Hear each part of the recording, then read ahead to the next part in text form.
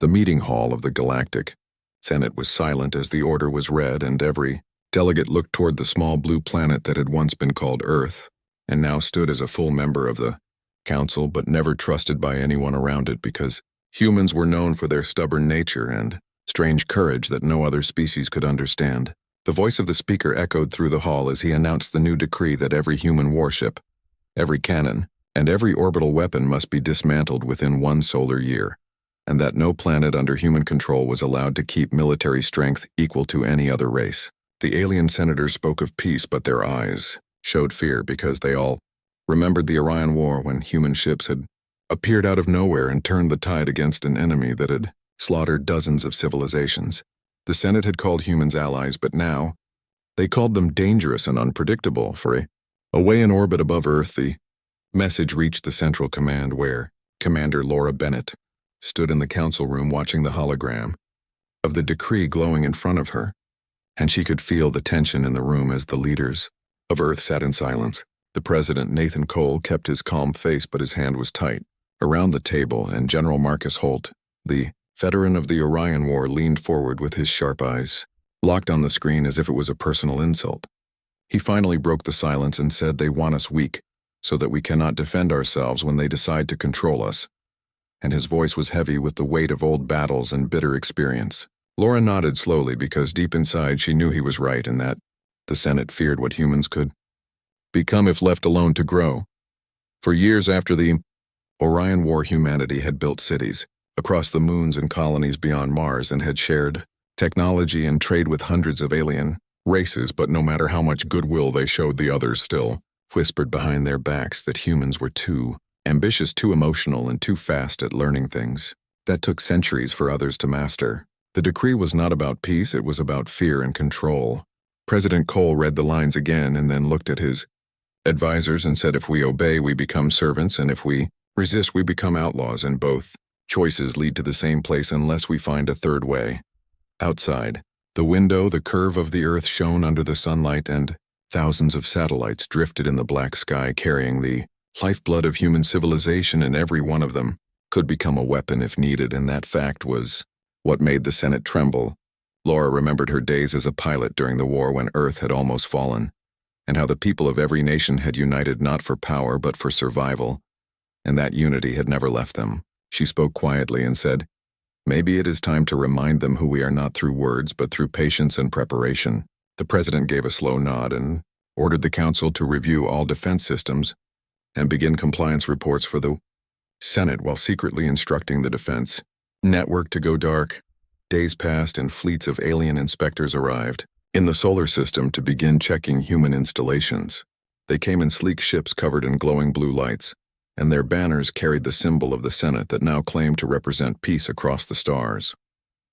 The inspectors walked through shipyards in orbit around Mars, through the defense stations above Earth, and through factories hidden under the icy crust of Europa. They smiled politely, but their scanners reached deep into every system and copied every code.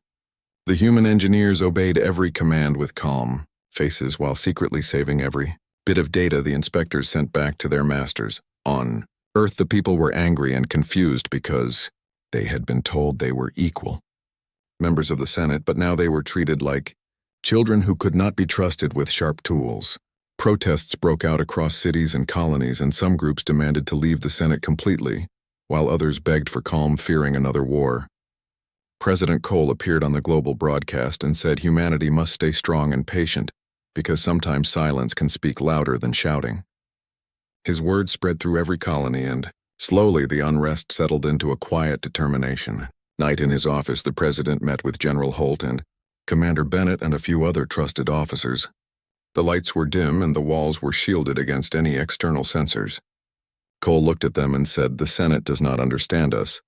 They think they can disarm our bodies, but they cannot disarm our minds." He opened a hidden file on his terminal and showed them a map of the outer solar system. Beyond Neptune and Pluto, several massive structures floated in deep shadow, and each one was a shipyard built under the cover of mining operations. They were part of a secret plan known only to a handful of people. Holt smiled for the first time that night and said, "So we never stopped building."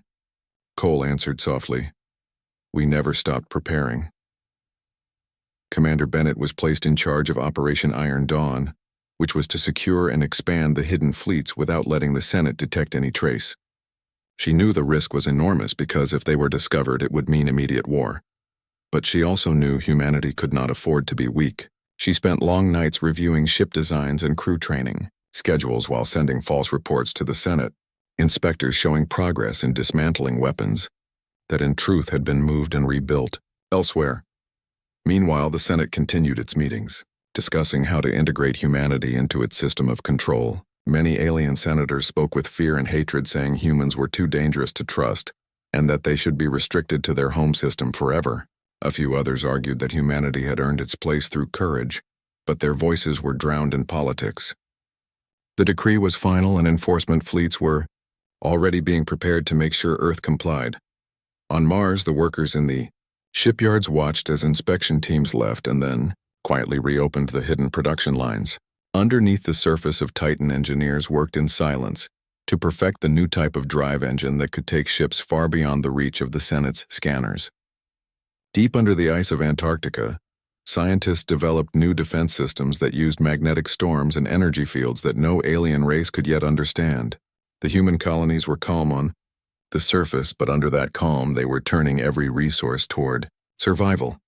Laura Bennett often stood at the observation deck of her station watching the stars and thinking about the strange path humanity had taken, from fragile creatures bound to a single planet, to a force that could frighten the oldest empires of the galaxy.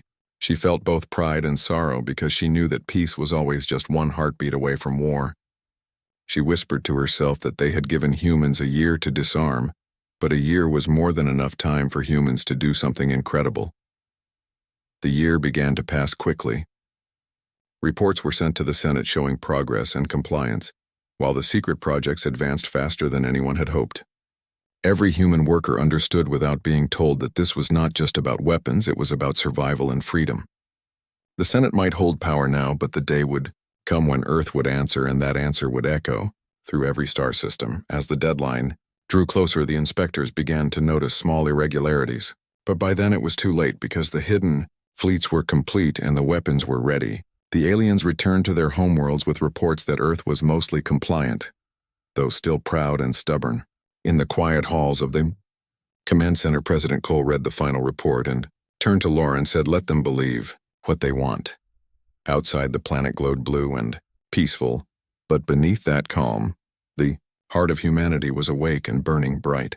The Senate thought they had disarmed mankind, but they had only given it time to remember what it truly was, and in that silence, before the storm, every man and woman of Earth knew that when the time came, their answer would be terrifying indeed.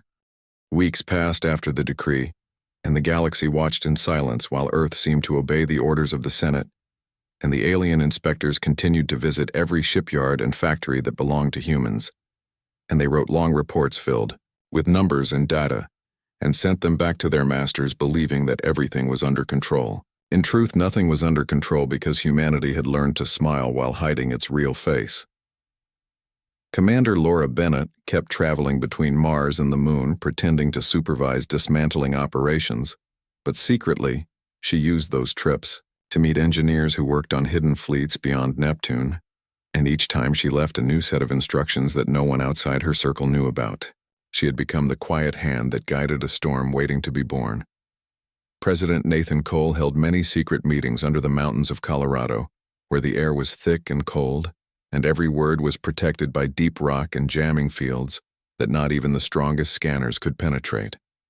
He would sit in front of a large table surrounded by generals, scientists, and diplomats, and they would discuss how to keep the illusion of obedience while preparing for what everyone knew was coming. Cole was calm and thoughtful, and his voice always carried a strange sadness as he spoke about how the Senate had forgotten that humans had once fought extinction more than once, and that they had built peace not from safety, but from fear and courage. He told them that when the Senate demanded they disarm, they were not asking for peace, they were asking for control. General Marcus Holt was responsible for the military side of the plan, and he had gathered the best tactical minds from every colony. Together they designed new systems that would remain invisible until activated, and they found ways to hide massive power readings inside mining operations or communication relays. They used the natural radiation of the outer planets to cover energy spikes from the new ships, and they even sent fake distress calls to distract Senate patrols whenever shipments of materials were sent to the secret shipyards. Holt worked tirelessly, and though his hair had turned white, his eyes were sharp with purpose. He often said that humans did not want to rule the stars, but they would never again kneel before anyone. In the city of New Boston on Mars, the people tried to live normal lives, but everyone knew that something was changing. The alien inspectors walked through the streets in their shining armor, and the humans smiled at them and offered food and drinks, but behind closed doors, they shared news whispered from colony to colony about ships being built in the shadows and weapons being tested under the ice. Children heard stories about old heroes from the Orion War, and they grew up with quiet pride in their hearts. The Senate wanted obedience, but what they had created instead was unity stronger than ever before. Laura often found herself looking out at the stars and wondering how things had reached this point. She remembered her first day in the service when she believed the galaxy would finally be one peaceful family. And now she saw that peace built on fear was just another kind of war. She spoke to her second officer, Daniel Cross, who had served with her for years, and he told her that maybe this was the way it always had to be, because no one truly respects what they do not fear. Laura did not like those words, but she could not deny their truth. On Earth, the media showed cheerful reports about cooperation with the Senate and the progress of disarmament, while at the same time hidden channels spread coded messages to engineers and officers across the system, telling them to stay alert and wait for the signal. The ordinary people did not know the details, but they trusted their leaders because they had learned that humanity was safest when it stood together. Every worker who built a solar panel or repaired a mining drill did so with a quiet thought that maybe it was not a drill at all, but part of something bigger. One night, President Cole stood alone in the observation dome above the Capitol and watched the moon glowing in the distance. He thought about the billions of lives under his care and the weight of every decision. He knew that if he refused, the Senate openly Earth would be attacked by fleets far greater than its visible defenses. But he also knew that surrender would kill the human spirit, and that would be worse than any war. He whispered to himself that they would obey just long enough for the galaxy to look away. Meanwhile, the Senate began to grow impatient because some of the reports from their inspectors did not match the speed they demanded. Small irregularities were noticed in the production logs, and a few inspectors claimed that humans were hiding something. The Senate called for a special session, and in that meeting, the voices of fear grew louder. The elder of the Drawl species said that humans should be placed under supervision by Senate fleets. The Varn ambassador argued that humans were clever liars who would never truly disarm. The others nodded and whispered agreements until the chamber was full of distrust. Finally, the Senate passed a motion to send a fleet of patrol ships to stay in the solar system until disarmament was complete. When the message arrived at Earth, there was no surprise. Cole had expected it. Laura Bennett received the communication in orbit and simply said, "They are coming earlier than we thought." She ordered her teams to double the secrecy measures and move all materials off the visible routes. Deep under Titans, ice, the engines of the hidden fleet were nearly complete, and once they were ready, no Senate ship could match their speed. The following weeks were tense. The patrol fleet entered the solar system with shining hulls and powerful weapons aimed at every human ship they met. The alien commanders claimed they were there only to assist, but everyone knew they were guards, not guests. They docked near the orbital stations and watched everything with suspicion. Laura kept her calm and greeted them with perfect courtesy. She showed them lists of decommissioned ships and guided them through empty hangars, while deep below those hangars the real ships rested unseen. General Holt traveled to Mars to inspect the defense grid and found the people restless but determined. He spoke to the workers and thanked them for their effort. His voice was old and rough, but it carried the fire of belief. He told them that someday history would remember this time, not for fear but for courage, and that they were writing a story no alien could ever understand. The workers cheered quietly, knowing they could not make noise, but their hearts were loud enough. Every night, Laura dreamed of stars burning and worlds falling, because part of her feared that this game of deception would fail. Daniel tried to comfort her, saying that if war came, they would be ready, but she still carried the weight of every life that might be lost. She looked at the reports showing the Senate patrols orbiting Earth like vultures, and she knew the storm was getting closer. On the day of the final inspection, she met the head of the alien fleet, an avian creature named Kelvar, who looked at her with sharp golden eyes. He asked why some of the orbital cannons were still active, and she smiled politely and said they were used for meteor defense. He said he did not believe her but could not prove otherwise. He told her that the Senate would soon demand total surrender of all heavy weapons. She thanked him for the warning, but inside her mind she felt a cold anger rise. She walked away without another word. When the meeting was over, she contacted the president through the secure channel and said the time is close. Cole answered, "We will not fire first, but if they cross the line, we will show them what it means to wake a sleeping world." They both knew that words would soon end and history would begin again, written not by peace but by the fire of survival. In the following days, the Senate fleet began to position itself around Earth in a pattern that looked too much like an attack formation. The people on the ground looked up and saw dozens of lights moving across the sky.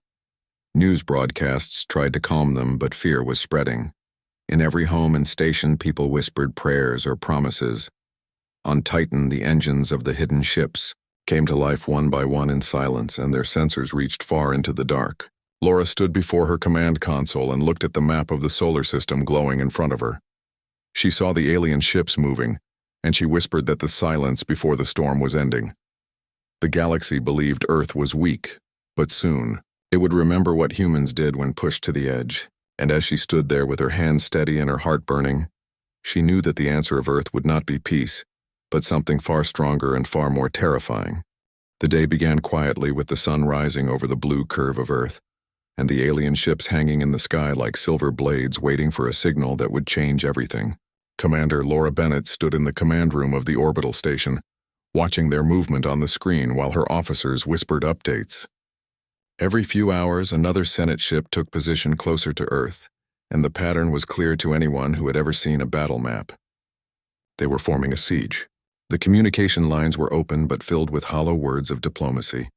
The alien commander Kelvar had sent one more message, saying that final compliance was required and that all human defense systems must be powered down immediately, or the Senate would be forced to take control by force on Earth. President Nathan Cole gathered the emergency council in the underground chamber beneath Washington Orbital Station. His face was pale under the soft lights, and his voice was steady but filled with tension as he read the ultimatum aloud. The alien fleet had given humanity 48 hours to surrender its orbital cannons and deactivate its planetary shields. If they refused, the Senate would send reinforcements from the outer sectors to ensure obedience.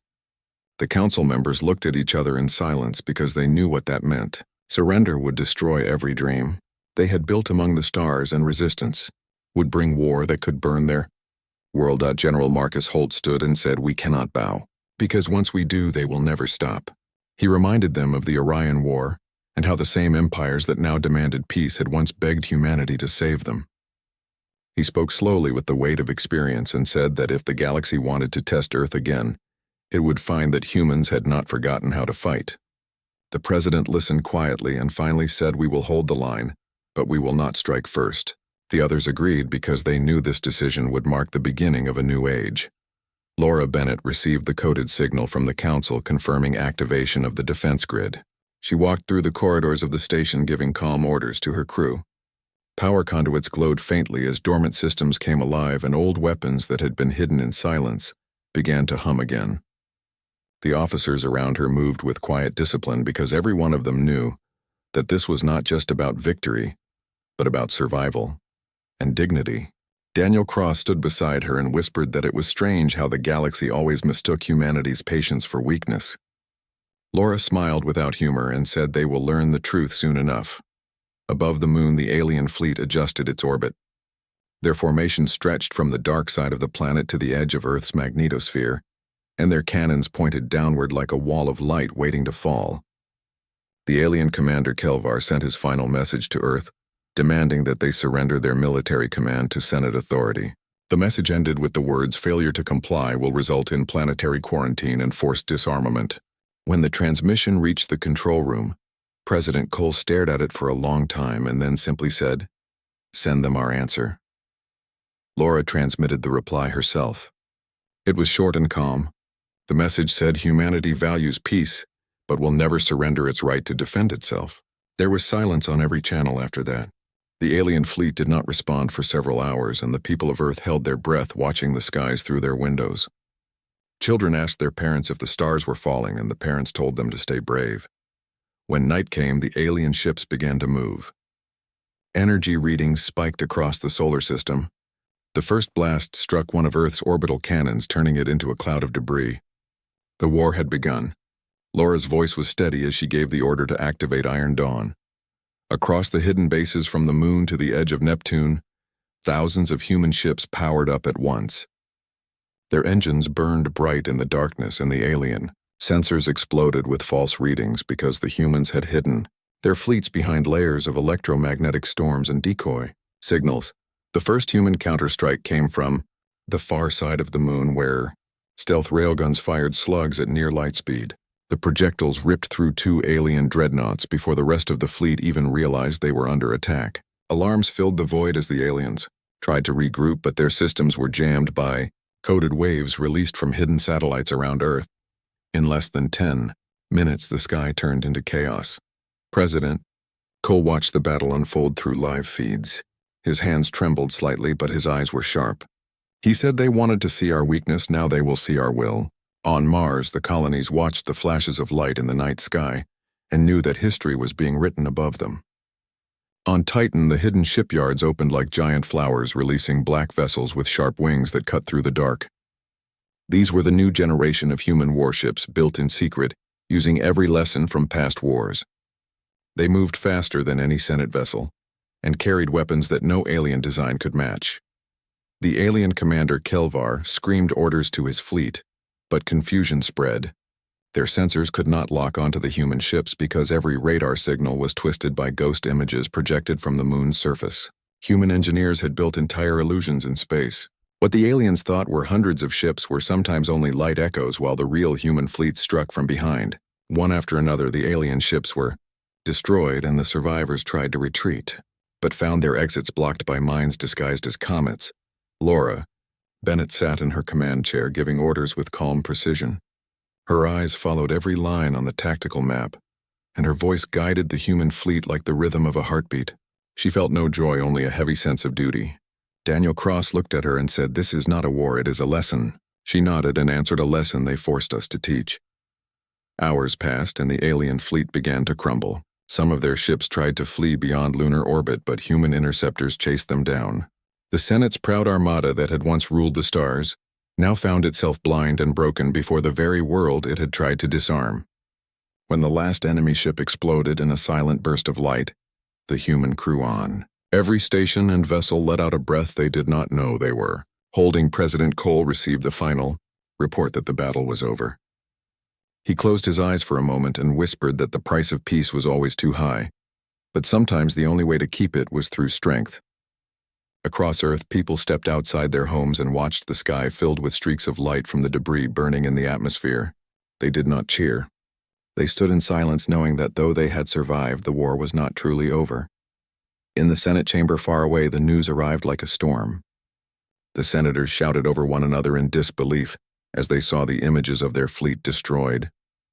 Some demanded retaliation, while others whispered that perhaps humanity had gone too far to challenge. The council that had once ruled the galaxy with confidence now trembled, because they realized they had awakened something they could not control. Laura Bennett sat alone in her quarters after the battle. She looked at the stars and thought of all the lives lost on both sides. She did not feel victory, only sadness, because she knew the galaxy would never trust humans again. But she also knew it would never dare to threaten them either.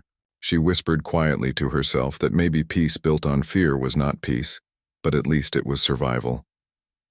President Cole gave a final address broadcast to every colony and every ship.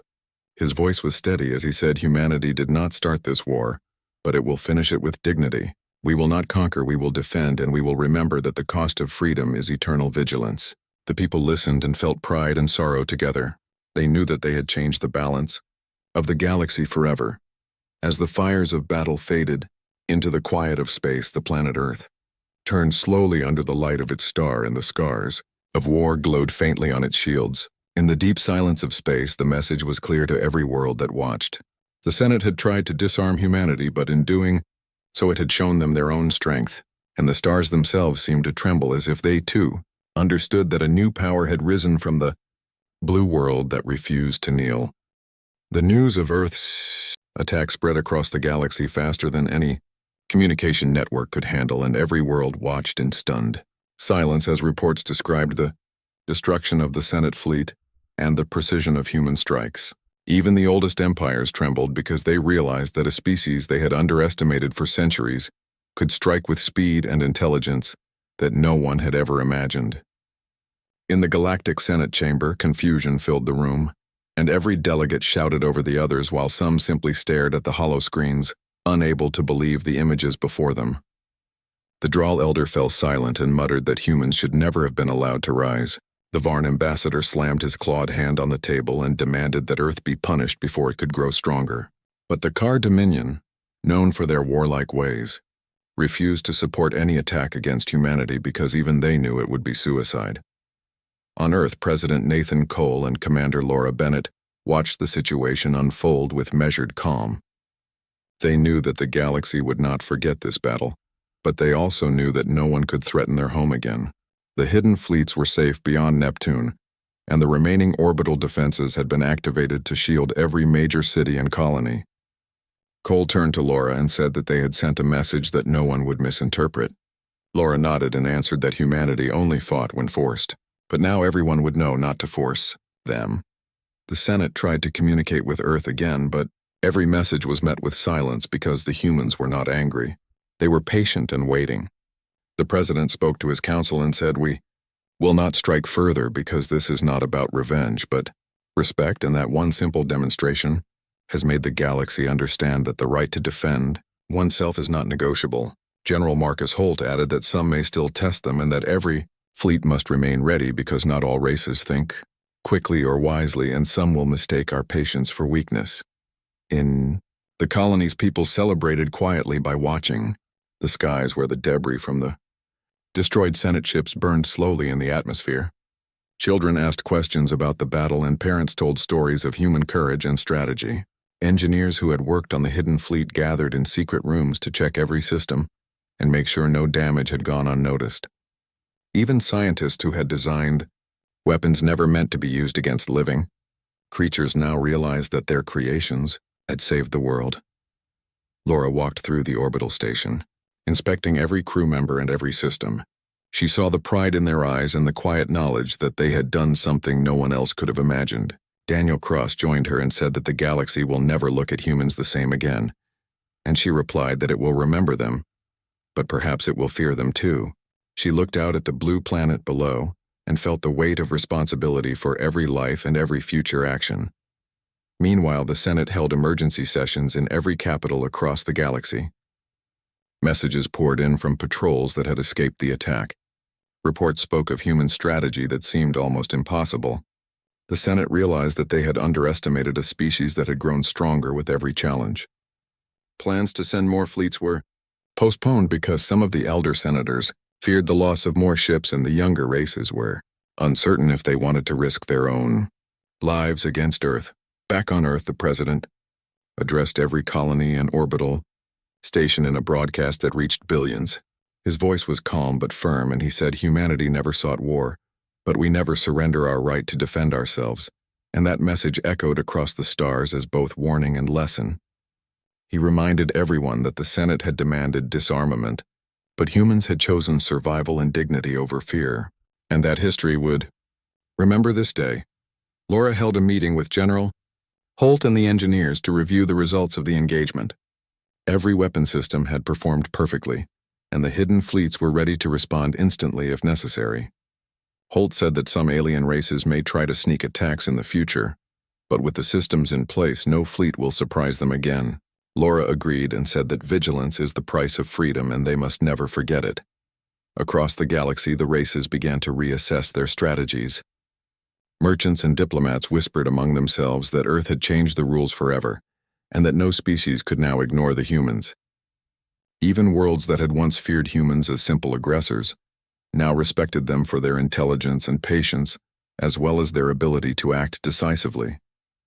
Political alliances shifted, and the Senate could feel its influence weaken, because the story of humanity's power spread faster than any edict. On the orbital station, Laura stood at the observation deck watching the debris field slowly dissipate. She thought about how strange it was that humans had always wanted peace but had been forced into war by fear and distrust. She remembered her first missions when she had flown without purpose, and now she realized that every lesson learned and every risk taken had led to this moment. Daniel Cross joined her silently and said the stars themselves seemed to bow before Earth now. Laura looked at him and said perhaps they bow not out of respect, but because they finally understand that we will not kneel. In the hidden bases, the engineers continued their work to maintain the fleets and prepare for any new challenge. Every crew member understood that the galaxy was watching and that mistakes could no longer be forgiven. Yet even in the midst of readiness, there was pride and hope because humans had shown that even the oldest powers could be challenged without surrendering values or spirit. President Cole met with diplomats who had escaped the battle to begin negotiations from a position of strength. He told them that humans did not seek conquest but would defend themselves, and that the lesson must be remembered by every world in the council. Some ambassadors spoke softly of fear and shame, while others tried to argue that perhaps humanity had acted too harshly. But Cole simply said that survival is not harsh, it is necessary.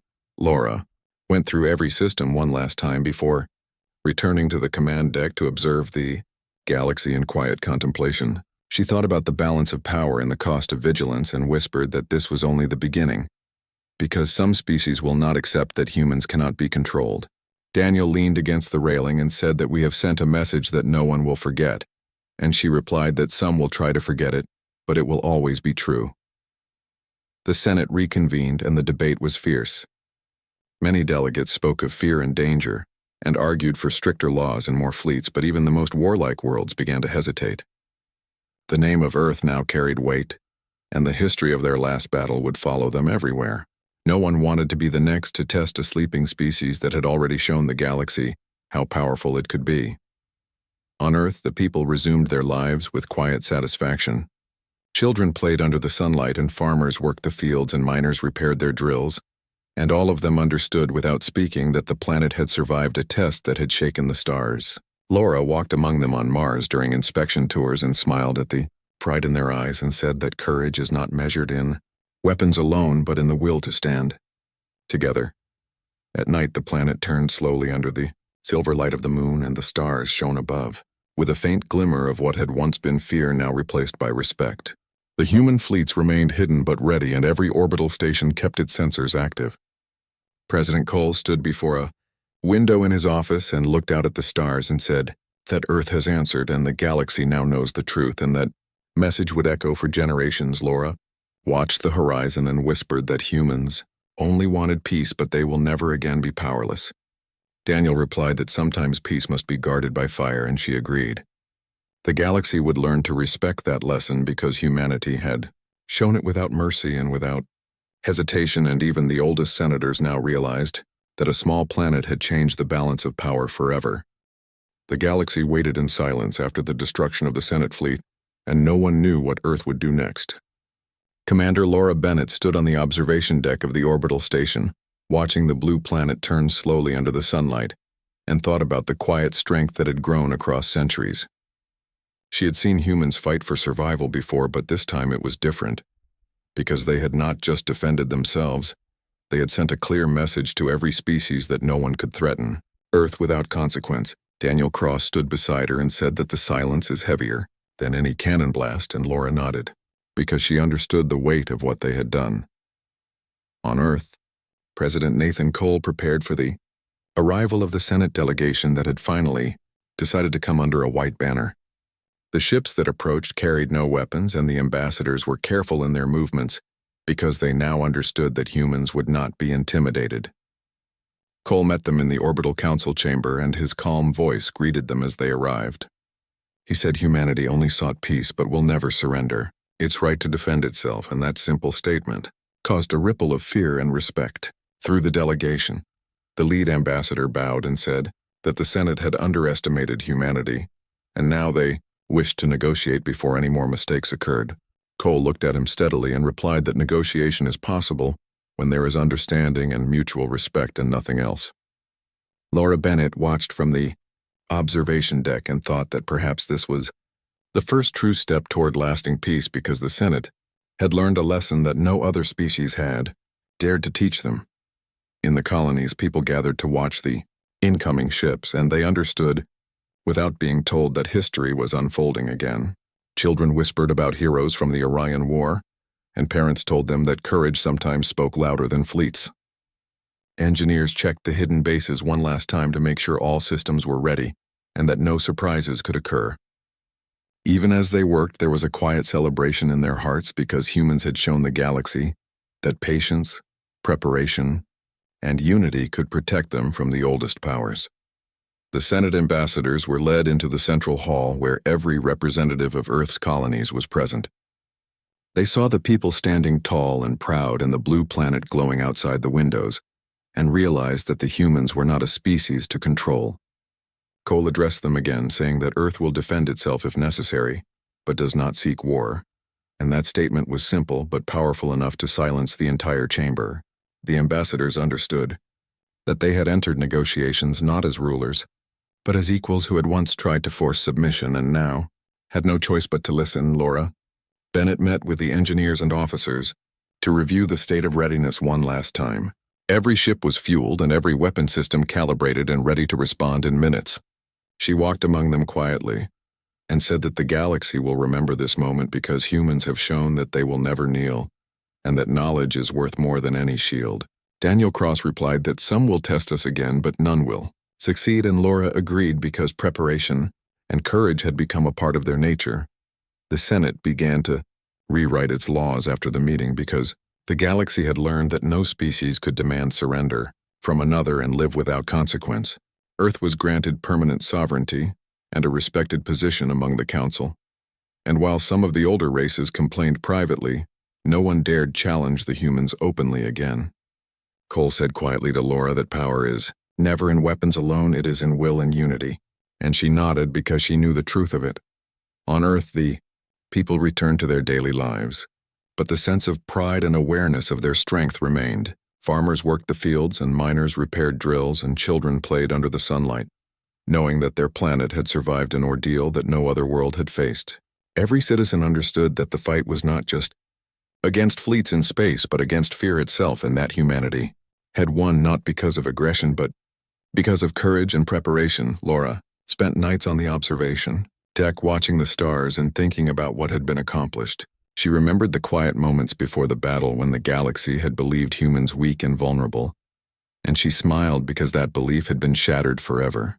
Daniel Cross joined her and said that every light out there will now think twice before threatening Earth, and she nodded because she knew they had sent a message that would echo through generations. The Senate sent emissaries to every world to explain what had happened and how humans had defended themselves without conquest or cruelty. The story spread quickly, and even warlike species began to respect Earth for its restraint and precision. Traders, scientists, and explorers whispered about the blue planet that had stood against the mightiest fleets and survived with dignity, and that knowledge changed the way they interacted with humans forever. President Cole met with diplomats and said that humanity does not seek to conquer the stars but will always protect its home and people. He added that the galaxy will remember this lesson and that history must be guided by understanding rather than fear. The ambassadors nodded slowly because they knew that humans had proven themselves not just strong but wise, and their own actions had taught them humility. Laura Bennett reviewed every hidden system one final time to ensure nothing could be a threat to Earth again. The fleets remained ready but hidden, and every orbital station maintained sensors that could detect the faintest anomaly. She walked to the observation deck and looked at the planet below glowing under the light of the sun, and whispered that humanity had only wanted peace but had gained respect through its courage. Daniel Cross said that sometimes peace is kept by fire and strength, and she agreed. In the quiet of space debris from the destroyed fleets burned slowly as a reminder that the galaxy had been tested and found unprepared for humanity. The colonies looked up at the sky and felt pride and awe, and even the oldest worlds understood that they could no longer treat Earth as weak or naive. Every star and every world had learned the lesson that humans could not be controlled or underestimated. Weeks later, the Senate returned in formal diplomacy under banners of peace and respect. They spoke quietly and carefully because they now knew that every word could provoke action. Earth received them with courtesy and firmness, and every decision was made, with the understanding that no species would ever again demand disarmament from humanity. The galaxy had changed, and the position of Earth was now unshakable. On Earth, people went about their lives with a renewed sense of purpose. Engineers repaired stations and ships, children studied history with pride, and workers in every colony knew they had been part of something historic. Laura Bennett watched the sunrise over Mars and thought that the fight had never been about hatred but about survival and dignity, and she whispered that they had proven both. President Cole addressed the galaxy one last time, saying that humanity only seeks peace but will always defend itself, and that the lesson must be remembered by every race. The message echoed through every system and every colony, and even the most distant worlds understood the meaning. Humans had shown the galaxy their strength and restraint, and in that knowledge there was respect and fear alike. Laura stood silently on the observation deck as Earth rotated beneath her. Daniel Cross said quietly that the galaxy will not forget this day, and she nodded. The people had endured fear, preparation, and war without surrendering their spirit, and that knowledge was worth more than any weapon. She whispered to herself that humans only wanted peace, but if the galaxy demanded otherwise, it would always receive a terrifying answer. And so Earth slept peacefully beneath the stars while the galaxy remembered a lesson that could never be erased. The Senate and every race had learned that humans were not to be controlled, underestimated, or commanded. The planet had answered with courage, precision, and will, and the stars themselves seemed to bow before a species that had refused to kneel. Humanity had survived, had been respected, and had shown the galaxy that some powers are not given, they are earned.